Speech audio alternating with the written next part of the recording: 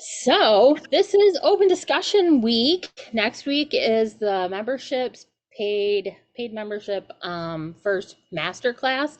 And I think we're still figuring out exactly what that's going to look like. So these open discussion calls are going to be every other week. And in a few weeks, we're actually going to have Evan Huck on, and he's going to talk about some AI stuff and how people are using it for case studies and customer marketing. Because on one of the previous calls, I talked about how I've heard from 4 companies that they're working on using AI to do different things as far as like impact what we do for work. So it's kind of exciting. And he's going to jump on and share with us. He was supposed to today, but I totally forgot. And he was nice enough to reschedule with me. Yeah, as you all know, I'm Mary and I'm messy. And well, I will give you my heart and try to give everything I can as far as good content. It may come across as messy. So, if anyone has a topic they want to talk about, you can raise your hand, you can jump in chat, you can just send it to me on some kind of platform, Slack, LinkedIn, Zoom, wherever you want, and I can call out to you and let you talk, or you can just jump right in. I do have a question, Mary. On the AI side, I know you said we were going to talk about it at some other point, but it's top of mind for me right now, which is how the the line at which sort of AI or like writing up stories works when you're dealing with interviews that aren't technically approved to be public. So like all of the interviews we do, nothing is public until we get approval to it. So if we were to then send it to a third party system to write up something, I don't feel comfortable giving up the chain of command, as it were, chain of custody to somebody else that isn't my team. It's one thing if I give it to a freelancer that I am physically paying that is sort of kind of on our staff, but to give it to a system that we don't control, I struggle with the ethics of doing that. And that's where we kind of run into we can't necessarily use AI to even get us that first step. Gotcha. What, so is Can it, you just like give the details like are anonymous, or like you just black out the name of the company and any stats? And then you change it once you get it back from them? But the issue is, so if I were to take the transcript of the story, like, so then I get the transcript of the story or even the recording of the story, I then have to go in and change all of the names and take it out, and then they write it up. I'm still adding, it's not good enough, right? It's not hiding enough. That's what I'm saying. Plus also, what is the value that I'm getting out of it? If my goal is to write a story that has that's public, that has all their information in it, would wiping out all of the stuff in the transcript really get me what I want? I know, you gotta try it. sounds like one of those testing things you got to experiment with a little bit here and there, unfortunately. But I get your point. I think that's something that a lot of people are considering, especially with my understanding is that like Chat GPT will take what you give it, add it to their database of what they use for everybody, and then spit out answers from that database that they use for everyone. So you have to be careful with adding any, what is it, proprietary data to it.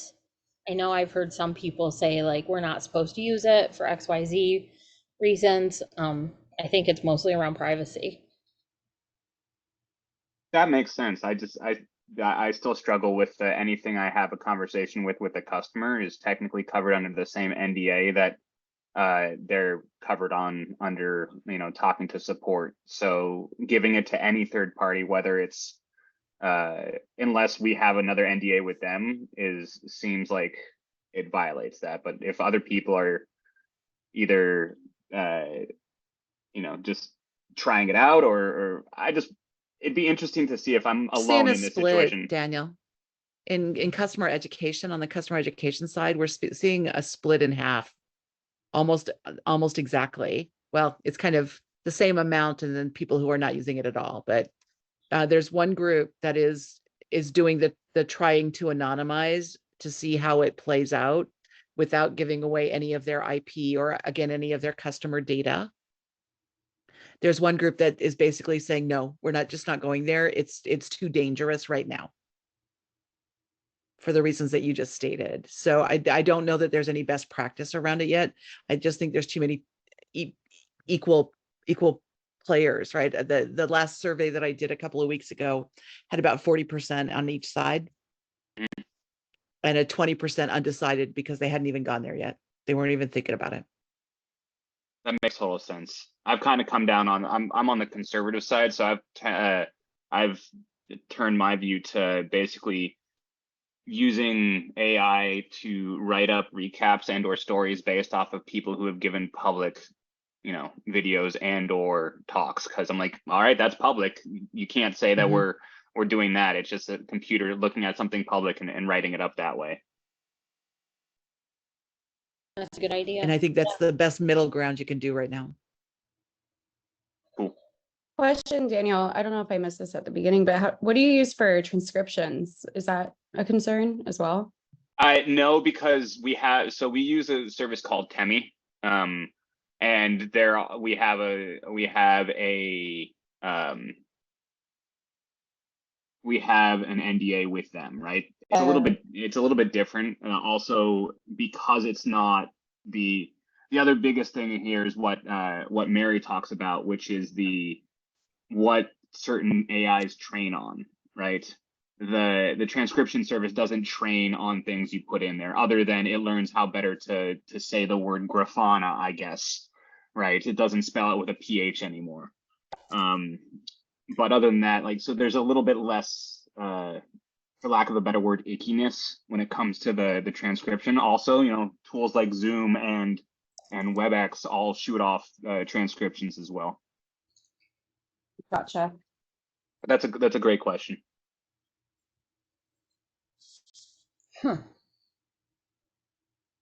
I just really enjoy all the AI tools. Anything new from AI this week, Christine? We are starting to see some AI pop up, a lot more AI pop up in terms of generative visuals. I'm getting ready to do some surveys, so get prepared to answer surveys, guys. We're seeing some tools come out that work like generative AI, but it's like real-time transcription to visual, so presentation format for the most part, where they can take either live audio or live or text and immediately start to translate that into a presentation.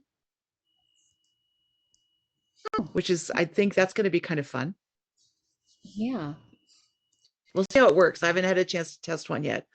The first 3 that I got don't have a tester, so I'm going to have to contact the org to say I'm doing a, product testing and let me in so I can see it, or at least do a demo for me. I've played with Pictory.ai, Pictory.ai. That sounds a little bit similar to what you're talking about. That's exactly. They're one of the 3 that I hit my radar this week. Oh, okay. Yeah, I go every few days to this website called there's an AI for that.com just to look for something new and fun to play with. Yeah, I found a few today and posted them in various places.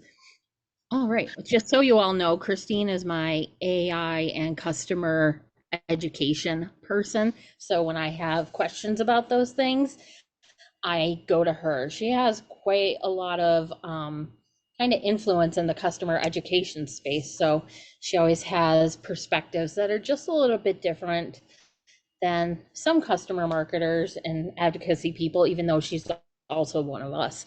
But yeah. Yeah, What's another I think I've I've said this before, like my like wish that this exists is where like it can turn real-time surveys into visuals for like upsell or something, or like you're on a webinar and then you go ahead and poll the audience, or like, well, no, not poll, but like it's like a survey where they insert Right. data before, like a pre-event survey, and then you showcase the visuals on the webinar, and hopefully it's like an upsell webinar, and then people are like, holy shit, I didn't know that stat, oh my god, that's crazy, I want to upsell. There's one, I'll have to dig it out, Leslie. There's one that when you survey it during the presentation, it will automatically live demonstrate what the responses are. Well, not Kahoot. Kahoot is just, I mean, no, that's, it's bigger than Kahoot, but it's really?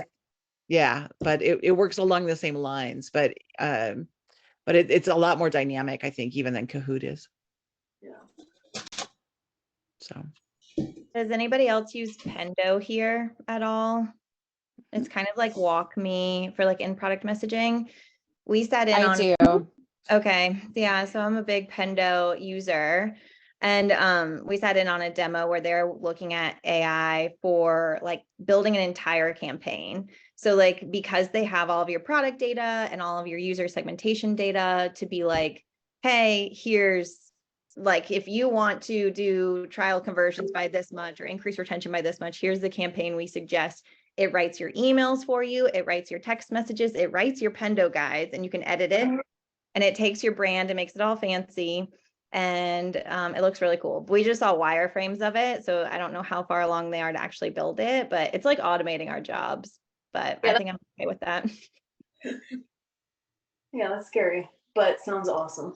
Right. Like at the same time, it would be nice to not have to write 18 emails and in product messages and all I think that. it'll just make, I don't know if it's automating your jobs or making your jobs more efficient, because you're Right. still, no matter what, you are still need to go into edit, tailor, right? Because it's still, you can read the LinkedIn post from everyone who are pushing out straight from ChatGPT or whatever. It's really obvious to tell the tone that a machine has. So I think it'll just make you able to do more of the stuff you want to do and less of the stuff you don't want to do. we're seeing That's the numbers that goal. show like a 20% return on time, at least a 20% return on time now, an estimated 46 to 50% return on time later. Wow. So, Wow. so How do right you- now, even just using a minimum amount of tools, you're getting almost a full day to do other things, How are you which measuring in my that? life, you don't have to go look at the study, but it came up. It was oddly enough, a post in LinkedIn. So I'll dig out the post and amplify it when I find it again. Yeah. No, But the graph don't was dare like amplify. 16 to 20%. Yeah, when it like that's something that I think every one of our companies, if we could show our product made people more proficient and gave them time back, but measuring that is always like, I don't know how people do it. How do you actually measure the time? Because if you're not on, like, support is the easiest one. You have time on call, right? It's measured, it's documented.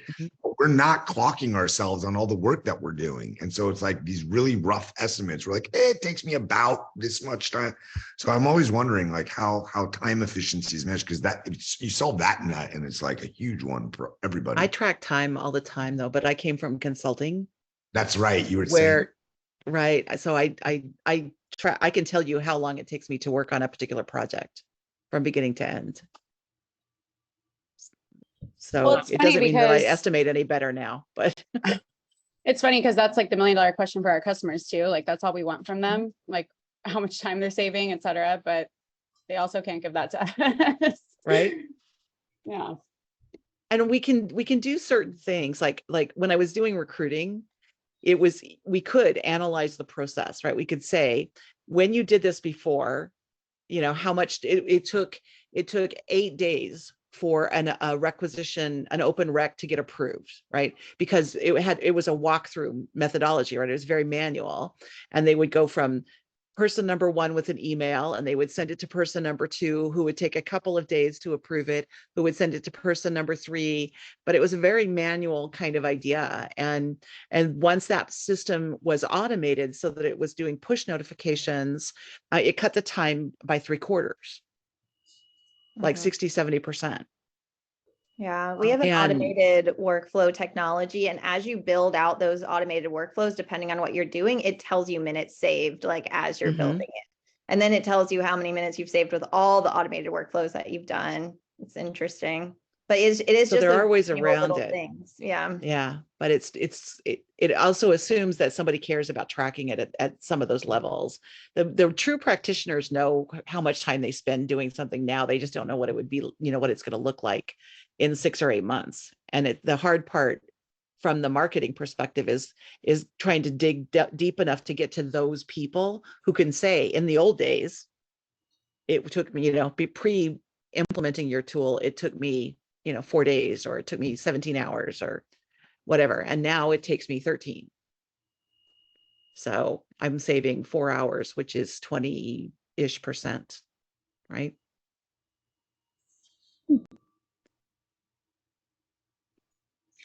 But I don't know that that's going to also change, because as other teams start to try to digitize stuff, we're starting to see more people keeping track, right? So that they can say, it is going to save me time if I do this. And then we can kind of try to aggregate some of those numbers at an industry level. But it's a lot of hit and miss, I think, right now anyway. Have any of you tried creating your own chat bots for like your knowledge bases or your content or any of that? No? Oh, okay.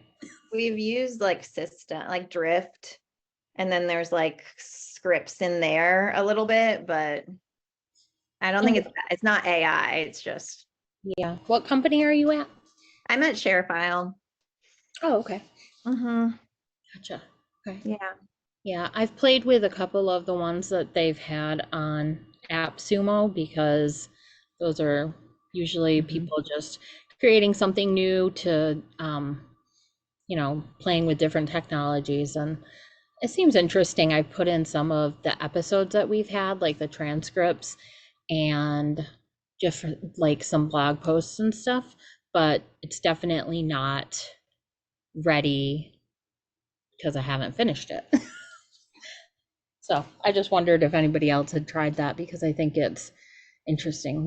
We have one called Grot Bot. Just search on our website. How do people like it, Danielle?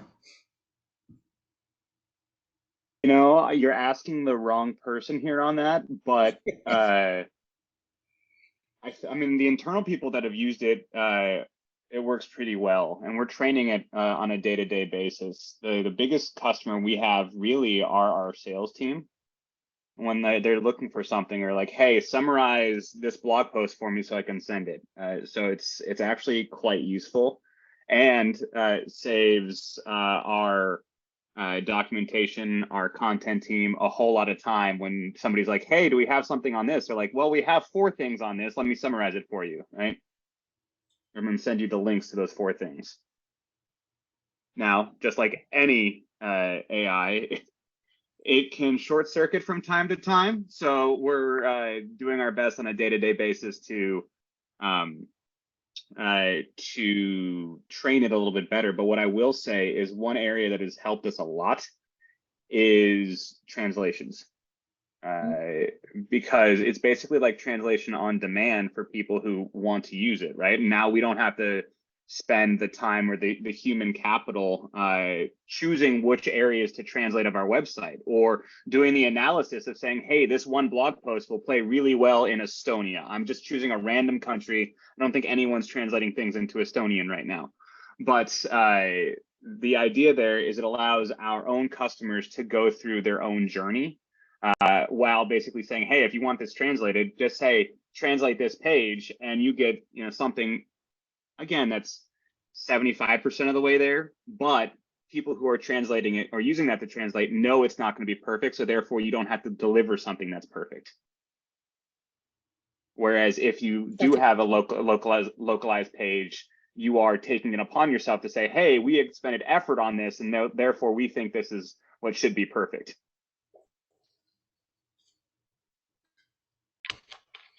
That's good. Okay, more topics today? Any questions you want to ask? A lot of the people on these calls like to help each other for anybody who's new. So if you have a question, just go ahead. I have a question. It's really niche. So, I mean, either you've gone through it or you haven't, but curious if anyone here has been at a company when they've acquired another company, gone through all the fun stuff related to an acquisition, specifically around communicating with the customer base that you are acquiring. So right now I'm kind of tasked with two separate campaigns, one for Merlin One, who we just acquired, and then one for our existing customer base, like that's going to be more upsell focused. And we're talking about, you know, for the people that we just acquired, like doing a webinar, doing like a meet the executives type of session, meet and greet, where they all tell them, you know, about how bright the future is, et cetera, et cetera. And a few like emails from our CEO. We're going to get our CEO to record thing, how excited he is that they're on board with us. But like, I'm wondering if anyone has, again, like been through a similar type of situation with any insights that they could share. I have only in the perspective, like when I was with Teradata in 2011 and 12, we acquired a Primo and Aster Data, but only from the sense that I was responsible for integrating their customers into my advocacy program. So we had to create, both companies had reference programs. So we had to take and basically educate them about our program, but we had to look at a lot of like, obviously ethics and compliance. We had a points system associated with our program, make sure they could accept that. It was a pretty smooth transition, but it was a lot of work. But only, like, again, only from like the advocacy perspective, not necessarily from like a campaign perspective to all customers, only the our advocates within our program. Got it. Yeah, that makes sense. Sorry, Julie, for me, you broke up a little bit. I only really heard that you're something about an acquisition and absorbing customers and communications, but I don't know the specific question around it. Oh yeah, I was just seeing if anyone had like creative ideas for kind of welcoming these new acquired customers into our base. Like we're talking about doing an email campaign, doing a welcome video from our CEO. He did send out one like the day of the announcement saying, again, it's just all like very like cliche messaging, like we're so happy to have you, we're going to make magic together, that kind of a thing. And we're going to do a webinar with some of the execs, you know, available to answer questions, talk about our future product roadmap. But just trying to think outside of the box if there's anything else I can do to really, you know, make sure that they feel confident. Do you guys have an existing ambassador program, Julie? No, that's actually funny enough. I was actually planning on launching it this quarter, but then the acquisition happened, and so I had to push it. Because anybody that you would have thought of inviting to join your ambassador program might be good to host a webinar for the newbies. Yeah, that's so a that good point. Yeah, so you're letting the customers welcome the other customers. Do you have any budget? Idea. I could get a little bit of budget potentially, yeah. Yeah, just because like, I don't know, like a classy move to have, you don't have to call it a lunch and learn. What do you guys, if you wanted to like say like, oh, lunch on us, come hang out and hear about everything. And it's kind of like, whoa, you're giving me like $15 a DoorDash. That's so cool. Yes, I'll come. I'll listen to whatever you have to say. I like that. Yeah. Yeah, I was thinking something similar along the lines. We didn't do this for companies we acquired, but some like Go Lives, for example. And this is hard to do again with people being remote, but if there's any of your customers that are in, would say like central locations, like perhaps some of your bigger customers too, if they're going into the office, like sponsor a happy hour or lunch or something, and have if you have other people at your company that live there, you know, go over and greet them, welcome them, you know, throw the party. We actually try to do that with our advocates too on like a world tour we were doing, but the world tour got canceled actually. So that was unfortunate, but it was a great concept of trying to do something just for those customers. But again, still some people, depends on if you have a mass of customers going into an office.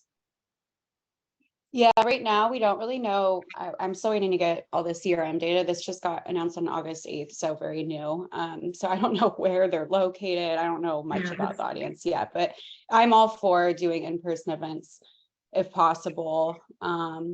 You know, and when possible, yeah. So I like that.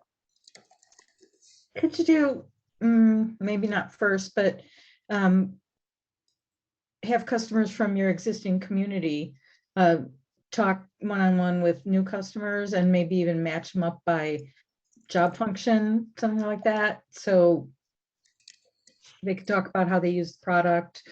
Also do the fun things like give them something, but it might be nice for them to compare notes. Yeah, I think because right now it's unclear like if we're gonna be having them like migrate over to our product and when, but yeah, I think like as a phase two, leveraging our advocates is gonna be huge to convince them to like, you know, eventually start using our software. Are But yeah, they, right now, do go they ahead. have a community, or do you have a community? Like, does their company have a customer community, or do you? No, they don't.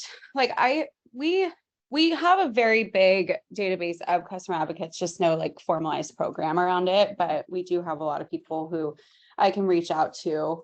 But yeah, they don't have a customer marketer at their org, or you know, they never really focused on that.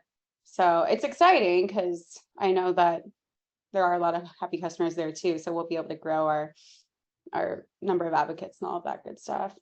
Yeah, I think one of the programs that I like to do that kind of jumpstarts community and bringing like a sense of community to a group of people, and can help your advocacy program almost immediately, is like doing roundtables, whether it's like 1 or 2 a month, just putting that out there that people can have this opportunity to meet other customers. While there isn't a community discussion forum for that yet. And when you're listening along, I mean, it's so easy to take notes and be like, oh, this person's talking about XYZ. They would be so great in my advocacy program. Even like 2 a month, where you're kind of bringing those two groups of customers together and talking about broad topics, can create a lot of that community feeling and like belonging that people like to have with some of the software companies. I like that. Have you used Zoom for those or another platform? Because that always comes up, like what is the best or most interactive way to host roundtables when they have to be virtual? Yeah, I've used Zoom, and as long as if there's less than 50 people, I think it can work. You only need a few people to kind of offer to start speaking and asking questions or talking about the topic. And then, you know, other people, it just snowballs. I've used Zoom. There's others you can use, depends on how many customers you think would want to participate or join. But I am one of those MVP people. I want to take the most viable, like minimum viable project, program, whatever you want to call it, and get it started and push it out there so that I can start seeing something and then making adjustments to it. Go ahead, Leslie. Okay. Okay, I got it. So, okay. So you're planning on like sending out all these communications already, right? You're thinking like CEO letter and, you know, maybe a webinar and stuff like that. I'm always pushing this. And if you guys been on this call, like, you know, it's my favorite campaign that I ever did. And it was called 8 Days of Giveaways. And so like the first day could be like the letter from the CEO, and then the next day, you know, it's always good to kind of like dangle out a $5 e-gift card or something like that, because I think they're going to get more of that, but really you're just giving them content thereafter. So if like your new company you acquired has a lot of good content that could be valuable to, or vice versa, right? And then, so you're like giving them an ebook and then giving them an invite to a webinar. That's a gift, right? Like register here. And then the final day can be like something fun. And I don't know, just like a fun way. Now people do raise eyebrows, email marketers raise eyebrows about like opt-in stuff. I kind of just like went for it, but you could the first day do an opt-in for the rest of the next 7 days. Yeah. I don't know. It's just like a fun way to get content into their hands and have them looking forward to the next one for tomorrow. And I don't think people necessarily look forward to emails, but it's kind of a way to turn that into something fun. I'm sure I'll have more ideas, but yeah, I really like that. And we do have, and I hadn't even thought about this because all of the like existing marketing content we've already sent out to our existing base. But yeah, like ebooks from the past and blog posts and that kind of a thing. I'm sure I could dig up a lot of good stuff. In one of my latest ebooks, the Unlock Growth with Account-Based Customer Marketing, I have a play in there around like a summer reading program, right? So like during the summer slow months, like an email campaign where you kind of create like not a contest, but more gamify reading the content. And then anyway, the whole play's in there, but just other fun stuff to try to get people to consume. Yeah, for sure. Yeah, I'm thinking because I'm getting pressure to like get out an email like tomorrow because it's been a couple of weeks now without us communicating. So I got to jump on it like next week. But yeah, I'm gonna make a note of that, like to do potentially some sort of giveaway or similar campaign for like September, October timeframe. Appreciate that. Thank you for all the ideas, everyone. I was like, I didn't know, how many people have been through a similar type of situation here, but I got lots of good stuff, so I really appreciate it. Did you see Daniel's comment about using Zoom in the Slack or chat? Yeah. Okay. Yeah, I did. Thank you. Okay. Mary, do you ever use breakout rooms or no? Do I what? Do you ever use like the breakout room feature in Zoom? I have not. Oh, well, I have used use it. it. Yes. I don't love doing breakouts because then I always feel like I'm put on the spot and I have to do something, even though I host calls, so I'm doing something anyways. But some people really like it. And then I've seen a lot, like some people who really don't, but I think there's probably a good way to do that. Daniel, what about you? Have you tried that? We haven't done it on the cab side of things. That's where we've really done the roundtables, but our like onboarding team and our enablement team definitely does them, and they seem to work just fine. Again, it's so long as you give them the correct or enough of a prompt. Like that's the biggest thing, right? You end up in this smaller group, and if there's no leader in that group to like, not that there's not a leader, but if there's not a designated leader in those groups, you're just going to sit there and talk about whatever, because the moment you go out of the main group, you lose all the chat and you're kind of like, what the hell are we supposed to talk about? And it can be productive in one way, but not for perhaps the way that the plan is to be. So it has to be very targeted and it has to be very structured, but it does work. Yeah, I think Yeah, just that's for it. like You need like to a make sure that you have 50-person group. leaders. Yeah, like a 50-person group, it might be beneficial, but for a smaller group, I not do as one day, much. or I did them, I guess. And I would, on the landing page, I would ask them in the form fill, what breakout room topic do they want to be a part of? And then I kind of map them in there, and they feel like, they've essentially double registered. Like, yes, I'll go, and I want to go into this room and talk to more people about this topic I'm super interested in. And so it was a little bit more work, but I think it's worth it. Yeah, I mean, that's a good point, Leslie. Like whenever you're doing something like this, ask the customers you're already close to. If you have advocates, they'll let you know, like, do they want to do breakout rooms? Do they think it's a good idea? Just, follow their lead on that. The only other thing I would say is when I've been split into breakout groups, what's been difficult is they'll say, okay, you're all going to go into a room and talk about this topic. And by the time we all get split into the room, we forget what the question is that we're supposed to talk about, and it's not easy to find. So any information that they're supposed to have to break into those groups, make sure they have those. The weekly CSM call that I go to uses a Google Doc and make sure that everybody has the Google Doc ready. So when they do their breakout rooms, everybody can go back and say, these are the 3 things we're supposed to talk about today. That's a good point. Yeah, it's happened to me at like a employee town hall event. Like before you know it, you're just in a room with 3 people and no one knows what to do. It's awkward. Yeah, the only one that I've really been on where it was like a series of calls when I was at Outreach, they hired somebody in the Seattle area that did DEI calls, and it was basically about like doing this 10-part workshop and learning how to think about your unconscious bias and all of that. But whenever she would break us into the groups, we'd all scramble to try to find that information again. And so it was kind of frustrating. But on the other hand, it did put us in the position to where we shared more.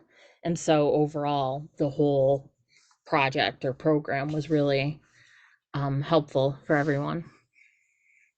It sounds like the breakout rooms are a really good idea. They just have to be sort of administered properly. And once you get that down, yeah, they're really useful. But I have FOMO. I don't want to miss out on all the goodies you all are sharing in breakout rooms. No, I want to hear it all. I'm trying to, even though it's the membership, like I still want to help curate content and make it easy to find the good stuff. And if I'm not hearing things, then I'm missing out. I think it depends on like the objective of the session. I mean, I would think if you're trying to combine new customers that are coming over too, you probably want more of the larger sessions. Just to get them integrated with the company, everybody on the same page. Whereas if you're targeting specific customers to look at products and different solutions, I would think those are more, breakouts or, specific topics. But that's just my opinion. I've done a lot of roundtables, mostly not breakouts. The breakouts have been more like face-to-face events. And we used WebEx for ours, and it seemed to work really well. Do you like breakouts? Do I like them? Again, it depends on what the topic is. Like we used to do it a lot at BMC just for employee meetings and things, larger meetings where you're getting in specific groups. But I think the advantage of having one session is that it takes a lot of work to get customers to start asking questions because a lot of people are intimidated.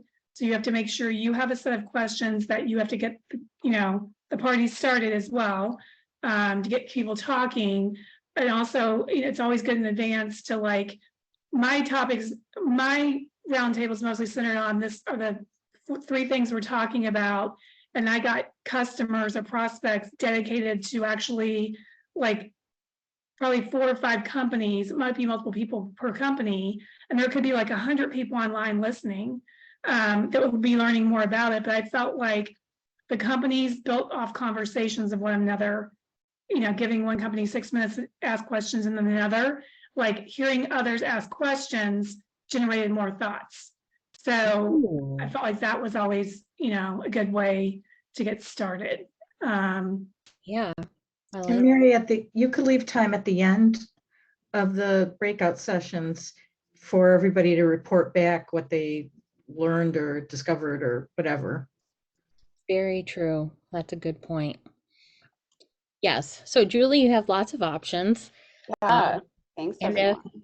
if everyone wants to do breakout sessions sometime, I will adjust to that and let it happen. Oh, Mary, this Christmas we have to do that thing that you did. I think it was last Christmas where we all kind of like were randomly selected to talk to another person. on Hopin. I Yeah, mean, I was dude, kind of forced. I enjoyed that so much. I Was know a anybody else lot on of that? people did. Robert Maddox kept like asking me about it, and I felt like I couldn't say no because he was like, I got the whole thing all set up, it's all put together, all you got to do is share the link, blah blah blah, going on and on. And finally I was just like, okay, fine, we'll do it, because it's not my comfort zone to just be thrown a person to talk to. Oh my And gosh, it was totally my comfort zone. oh It yeah, was yeah, so much for fun. you. For those of you Bye, who, Rachel. Thank you for bye. being on. Yeah, so, but I did have people afterwards that were like, "Oh, we should do that again. That was so fun." And I have just conveniently forgotten to get to it this year so far. No worries. All right, we've got about 11 minutes. Anybody else have something they want to talk about?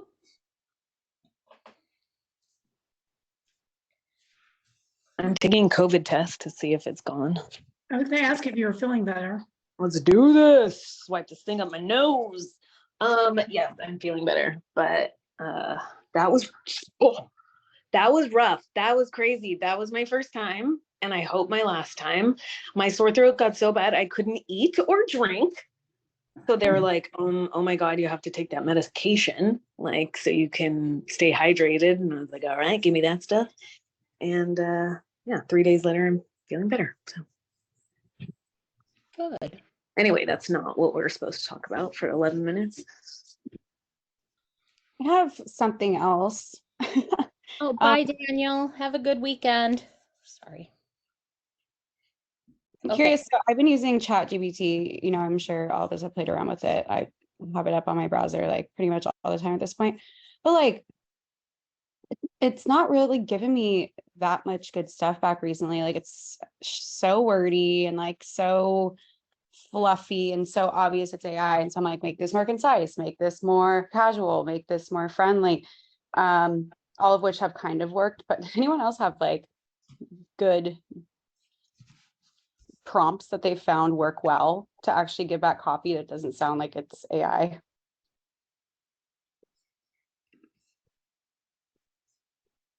No. I've tried things like make this more casual, or because I had copied in a lot of stuff I was expecting it to know, I said, make this more in my voice, and it kind of did. But yeah, I don't have anything that speaks to what you need. Yeah, it's okay. I think it's just an ongoing learning experience with it. What kind of prompt are you starting with?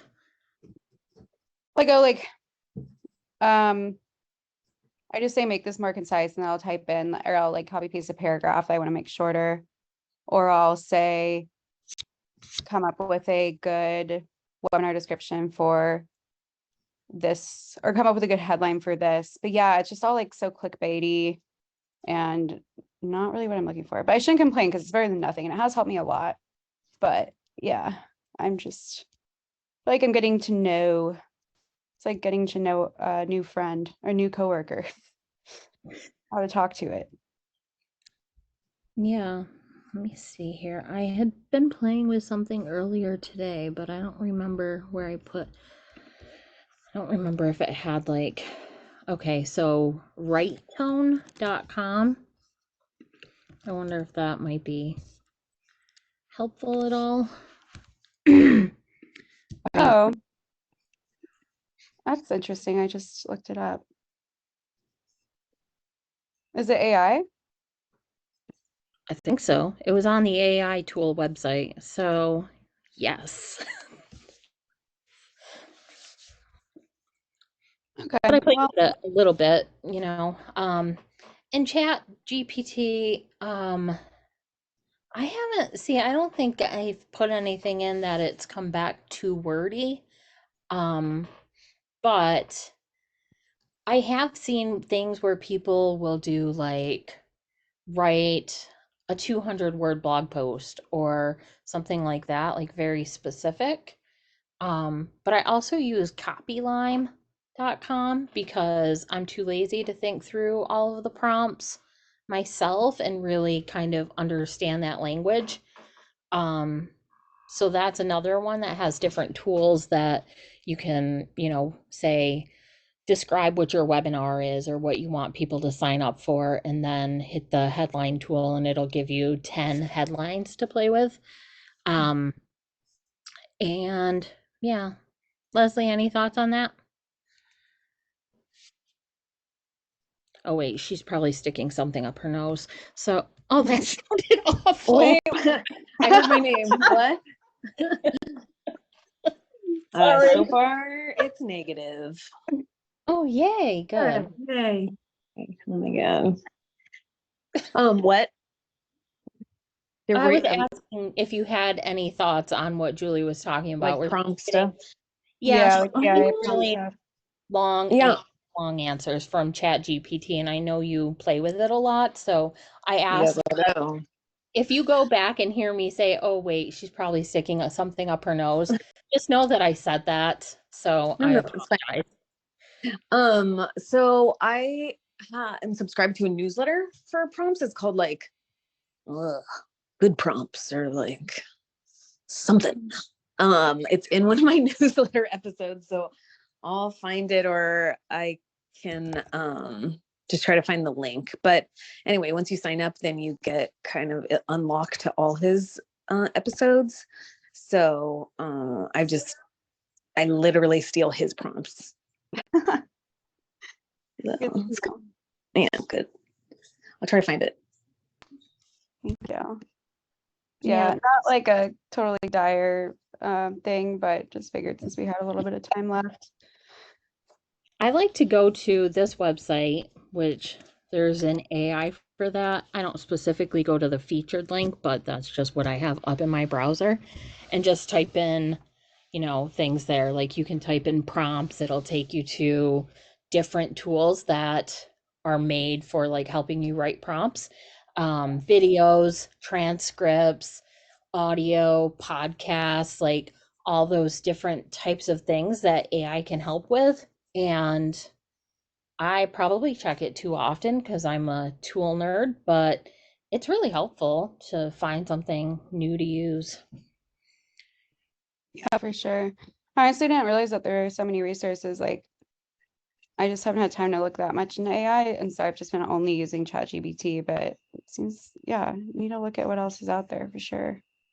Oh, you have a job. That's it, right? Because I do not. So I have more time to look at these things. I really wish I did. Like, if I had like one day a week just to focus on like all the content that's being shared in like the community and stuff. Like, I just signed up for Club CX today, and I'm just like, I need to be more disciplined about making time to actually do this stuff that will save us a ton of time down the road.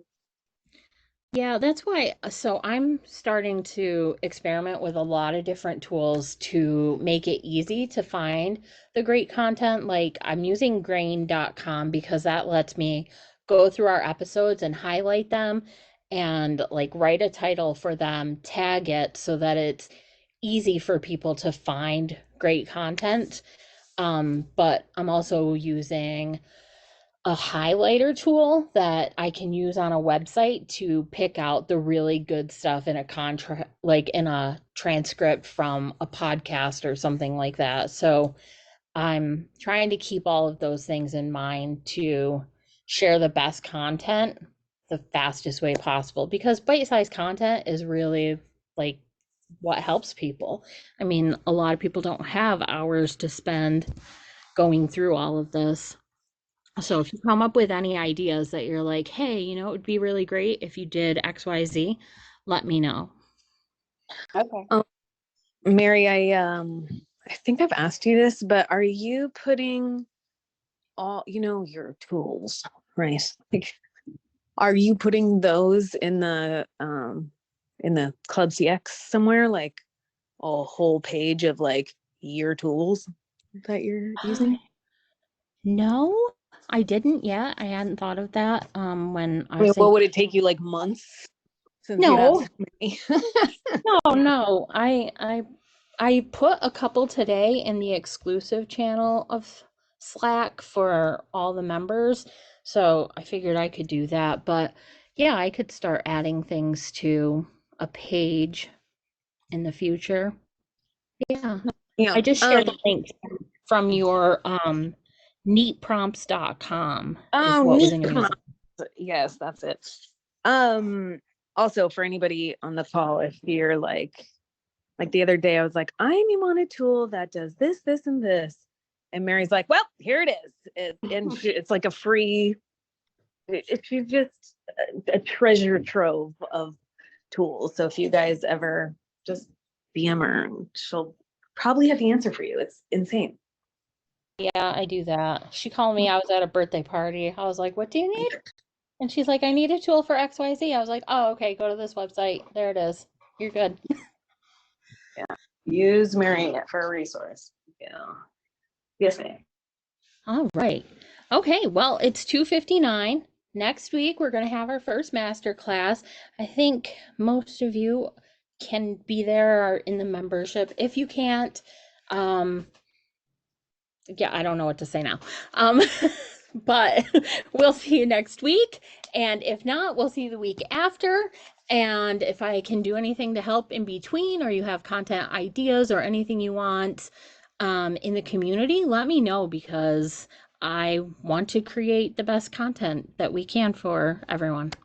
So have a good weekend and Thank next you. week. Yeah. Bye, guys. Everyone. Bye. Bye. It's 3 o'clock.